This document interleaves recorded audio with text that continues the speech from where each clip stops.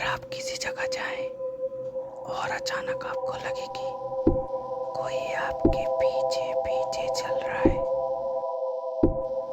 लेकिन पीछे मुड़कर देखें तो वहाँ कोई ना हो, ऐसा ही एहसास होता है। राजस्थान के भानगढ़ किले में, जहाँ सूर्यास्त के बाद कदम रखना मौत को दावत देना माना जाता है। भारत सरकार तक ने यहाँ बोर्ड लगा दी है, सूर्यास्त के पहले और सूर्यास्त के बाद प्रवेश वर्जित है। आखिर ऐसा क्यों ये किला भारत का सबसे डरावना स्थान कहलाता है? आज आप सुनेंगे भानगढ़ के इतिहास, रहस्यों और डरावनी कहानियों को। ये किला 16वीं शताब्दी में राजा माधव सिंह ने बनवाया था। कभी यहाँ राजसी ठाट बाट, मेले, मंदिरों की घंटियाँ और महलों की रौनक थी, पर आज सिर्फ टूटे मंदिर, खंडहर और सन्नाटा बचा है। स्थानीय लोग कहते हैं कि यह जगह अचानक उजड़ी और तब से बस मौत और डर का साया है। लेकिन क्यों उजड़ा? यहीं से शुरू होती है सबसे डरावनी कहानी। भानगढ़ की राजकुमारी रत्नावती सिर्फ सुंदर ही नहीं बल्कि बुद्धिमान और साहसी भी थी। उनकी सुंदरता के चर्चे चारों ओर थे। कहते हैं कि 18 वर्ष की उम्र में ही पड़ोसी राज्यों के कई राजा उनसे विवाह करना चाहते थे। उसी समय भानगढ़ में रहता था एक तांत्रिक, सिंघिया नामक काला जादूगर। वह उम्र में बड़ा था, लेकिन काले जादू और तंत्र मंत्र का गहरा ज्ञान रखता था। लोग कहते हैं कि वह रत्नावती से पागलों की तरह प्रेम करता था, मगर जानता था कि राजकुमारी कभी भी उससे विवाह नहीं करेगी। एक दिन रत्नावती बाजार में इत्र खरीदने आई। तांत्रिक ने सोचा यही मौका है।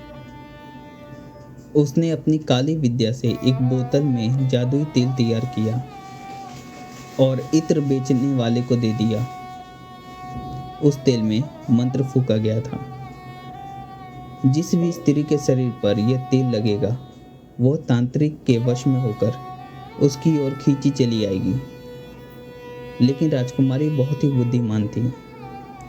उसने बोतल को ध्यान से देखा और तांत्रिक की चाल समझ गई।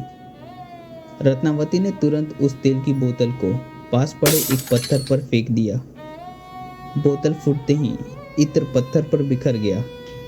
लोग कहते हैं कि वह पत्थर तुरंत तांत्रिक की ओर लुढ़कने लगा और उसे कुचलकर मार डाला।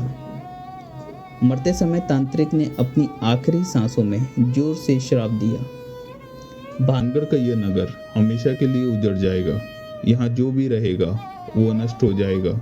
ये किला और इसके लोग कभी सुख नहीं देख पाएंगे। कहा जाता है कि श्राप के कुछ समय बाद ही भानगढ़ पर पड़ोसी राजू ने हमला कर दिया। राजा की मृत्यु हो गई और पूरा नगर नष्ट हो गया।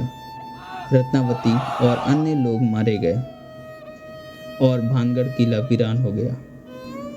प्रवेश द्वार से अंदर जाते ही टूटे मंदिर, खाली बाजार और सूने महल दिखाई देते हैं। दिन में भी यहाँ एक अजीब सा बोझ महसूस होता है, जैसे कोई आपको देख रहा हो। पेड़ों की सरसराहट और चमगादड़ों की चीख माहौल को और भी डरावना बना देता है। ऐसा लगता है कि इन दीवारों ने सब कुछ देखा है और अब भी सब कुछ याद है। गांव वालों का कहना है कि रात में यहाँ से रोने और चीखने की आवाज़ें आती हैं। कुछ लोग दावा करते हैं कि उन्होंने भूतिया परछाई देखी है। कई बार किले के अंदर जाते वक्त मोबाइल, कैमरे और कंपास अचानक बंद हो जाते हैं। पर्यटकों ने कहा है कि अचानक ठंडी हवा लगती है जबकि मौसम सामान्य होता है। कुछ लोग रात में चोरी छिपे प्रवेश करने की कोशिश की, लेकिन सुबह तक लौटे ही नहीं। लोग मानते हैं कि रत्नावती की आत्मा आज भी किले के अंदर भटकती है। कई लोग दावा करते हैं कि उन्होंने रात के अंधेरे में एक स्त्री की परछाई देखी है, जो महल की खिड़कियों में घूमती रहती है। वैज्ञानिकों का मानना है कि अरावली की पहाड़ियों में मैग्नेटिक और रेडियो एक्टिव ऊर्जा है। पत्थरों और खंडरों में गूंज की वजह से अजीब आवाज़ें आती हैं। चमगादड़, उल्लू और जानवरों की हलचल को लोग भूत समझ लेते हैं। लेकिन सवाल अब भी वही है, अगर सब भ्रम है तो सरकार ने रात में एंट्री क्यों बैन की है? भानगढ़ किला सिर्फ खंडहर नहीं, ये रहस्य और डर का संगम है। कुछ इसे श्राप मानते हैं, कुछ विज्ञान, लेकिन एक बात साफ है, ये किला आज भी भारत का सबसे डरावना स्थान है। तो दोस्तों, क्या आप मानते हैं कि भानगढ़ सचमुच श्रापित है या ये कोई अंधविश्वास है? हमें कमेंट करके बताएं। और सोचिए, अगर आपको मौका मिले तो क्या आप सूरज ढलने के बाद भानगढ़ किले में जाने की हिम्मत करेंगे?